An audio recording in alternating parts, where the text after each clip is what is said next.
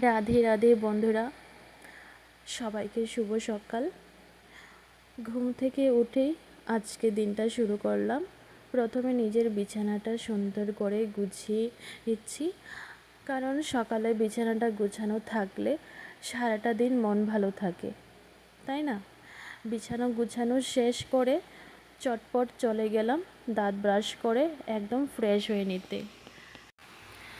সকাল সকাল আজ আর রান্নার কোনো ঝামেলা ছিল না। বাজার থেকে আনা গরম গরম পরোটা আর স্পেশাল ঘুগনি দিয়েই সকালের টিফিনটা আজকে দারুণ জমে উঠেছিল।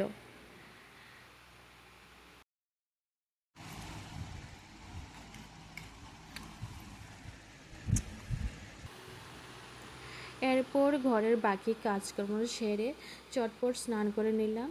স্নান সেরে এসে চুলটাকে ভালো করে মুছে নিচ্ছিলাম। চুলটা মুছে নিয়ে তারপরে একটু পাখাটা চালিয়ে পাখাটার সামনে বসলাম চুলটা শুকিয়ে নিতে। একটু রেস্ট করে চলে গেলাম লাঞ্চ করতে। আর আজকে লাঞ্চে কী ছিল?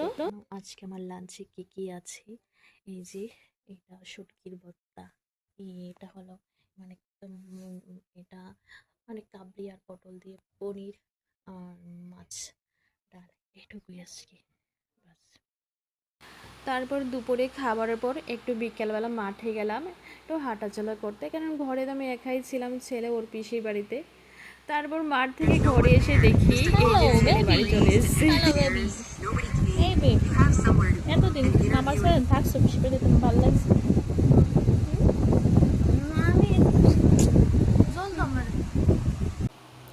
মাঠ থেকে যখন ঘরে ফিরলাম তখনই আমার ছেলে দুদিন পিসে বাড়ি কাটিয়ে বাড়ি ফিরল।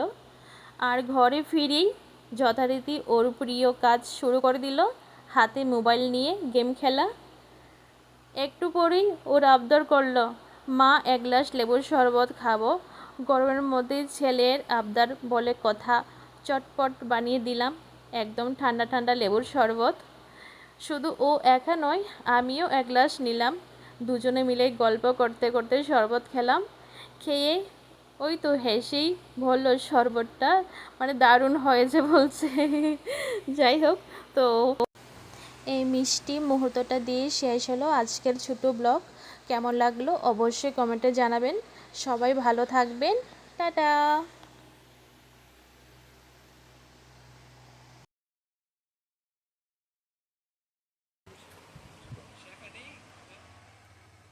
ও হো হো।